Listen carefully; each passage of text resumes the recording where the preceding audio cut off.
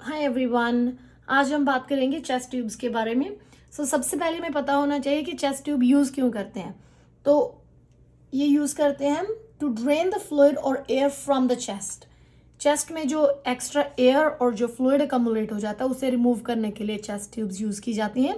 लेकिन कहाँ पे होता है जो फ्लूइड और एयर, वो होता है प्लूरल स्पेस में, जो स्पेस होती है लंग्स एंड चेस्ट वॉल के बीच में। तो या अगर यहाँ पे लंग्स एंड चेस्ट वॉल के बीच में फ्लूइड और एयर अकमुलेट हो जाए, उसके साथ क्या हो सकता है, लंग्स जो है वो कोलैप्स कर सकते हैं।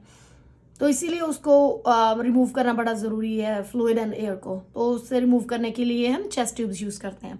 तो चेस्ट ट्यूब्स में क्या होता है, दो तरह के ड्रेनेज सिस्टम्स लगे होते हैं। उसमें एक में क्या होता है कि वो ड्रेन करता है पैसिवली, और दूसरे में क्या होता है, सक्शन लगा हुआ होता है।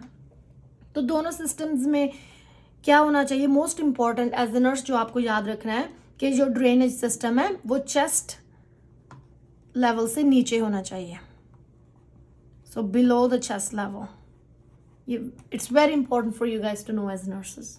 ओके, तो अभी हम पढ़ेंगे कि इंडिकेशंस क्या हैं, कब यूज करते हैं चेस्ट ट्यूब्स। जैसे जब न्यूमोथोरैक्स हो जाता है, एयर अकमुलेट हो जाती है प्लूरल स्पेस में, प्लूरल इफ्यूजन हो जाता है, फ्लूइड अकमुलेट हो जाता है, ट्रॉमा हो जाता है चेस्ट में, और हीमोथोरैक्स ब्लड अकमुलेट हो जाता है।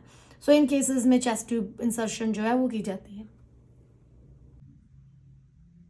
अभी हम बात करेंगे चैम्बर्स के बारे में। जो चेस्ट ट्यूब ड्रेनेज सिस्टम है उसमें 3 चैम्बर्स होते हैं।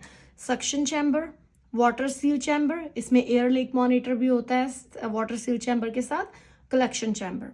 तो सबसे पहले हम बात करेंगे जो सक्शन चैम्बर है। एज ए नर्स आपको पता होना चाहिए कि what are you looking for, क्या देख रहे हो। अगर आप पेशेंट को जा रहे हो, चेक कर रहे हो, क्या देख रहे हो कौन से चैम्बर में।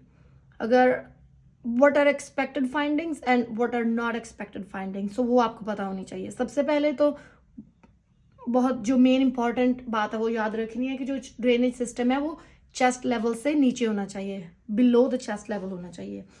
एंड देन सक्शन चैम्बर जो है उसमें क्या एक्सपेक्टेड है, जेंटल स्टेडी कॉन्टिन्यूस बबलिंग जो है वो एक्सपेक्टेड है। अगर ये आप पेशेंट को चेक करने जा रहे हो, this is what you see, gentle steady continuous bubbling, that's okay, this is expected. पर अगर आप देख रहे हो वहां पर विग्रस बबलिंग हो रही है, तो दैट इज नॉट गुड। उसका क्या मतलब है, उसका मतलब है कि सक्शन जो है वो बहुत हाई है। So it is very important for you guys to remember, gentle steady continuous bubbling जो है वो ओके है, लेकिन विग्रस बबलिंग वहां पे नहीं होनी चाहिए सक्शन चैम्बर में। ओके, नेक्स्ट अभी हम बात करेंगे वाटर सील चैम्बर के बारे में। वाटर सील चैम्बर अगर आप देखो वहां पे स्टेडी राइज एंड फॉल होगा। जब भी पेशेंट सांस लेगा, एवरी टाइम पेशेंट जो है वो सांस लेगा, वो वहां पे आप देखोगे पानी ऊपर नीचे हो रहा है, स्टेडी राइज एंड फॉल होगा, and that is okay, this is expected finding.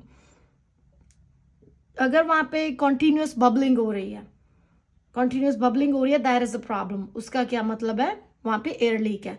So this is what we want, no continuous bubbling. अगर अगर वहां पे हो रही है continuous bubbling, that is not good. उसका क्या मतलब है, वहां पे एयर लीक है, and that's a problem. So suction chamber में हमें देखना है कि एक्सपेक्टेड फाइंडिंग है जेंटल स्टेडी कॉन्टिन्यूस बबलिंग, और वाटर सील चैम्बर में स्टेडी राइज एंड फॉल, ये दोनों एक्सपेक्टेड फाइंडिंग्स हैं। So this is very important for you guys to remember. So अभी हम बात करेंगे नर्सिंग रिस्पॉन्सिबिलिटीज के बारे में। अगर आपके पास पेशेंट है जिसके पास चेस्ट ट्यूब लगी हुई है, तो आप कैसे केयर करोगे, क्या रिस्पॉन्सिबिलिटीज हैं आपकी एज ए नर्स। सो सबसे पहले तो आप मॉनिटर करोगे पेशेंट के vital science, very important.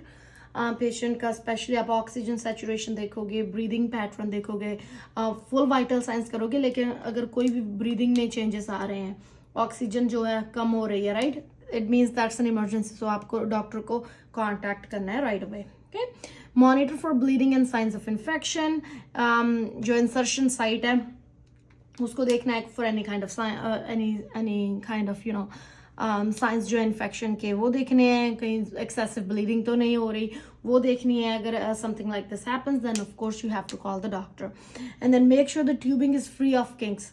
Tubing जो है उसमें किंक्स तो नहीं है, कोई ओक्लूजन तो नहीं हुई, राइट।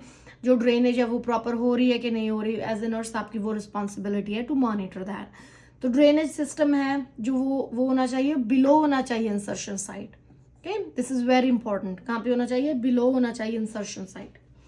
तो नेक्स्ट है जो मॉनिटर करना है amount, colour and consistency of drainage. As a nurse वो आपकी रिस्पॉन्सिबिलिटी है और आपको डॉक्यूमेंट करना है वो। मॉनिटर ऑल द चैम्बर्स, जैसे हमने पहले बात किया सक्शन चैम्बर में क्या एक्सपेक्टेड फाइंडिंग्स होनी चाहिए, वाटर सील चैम्बर्स में क्या होना चाहिए। सो आपको मॉनिटर करना है as a nurse all the chambers as per the policy of your organization. Encourage करना है पेशेंट टू सिट अपराइट। उसके साथ क्या है जो ड्रेनेज जो है पैसिव ड्रेनेज जो होती है उसको फैसिलिटेट करने के लिए आपको पेशेंट को क्या इनकरेज करना है, to sit upright. So these are your responsibilities as a nurse. अगर आप पेशेंट की टेक केयर कर रहे हो जिनके पास चेस्ट ट्यूब है, तो these are the things you have to keep in mind. And that's all for today. Thank you.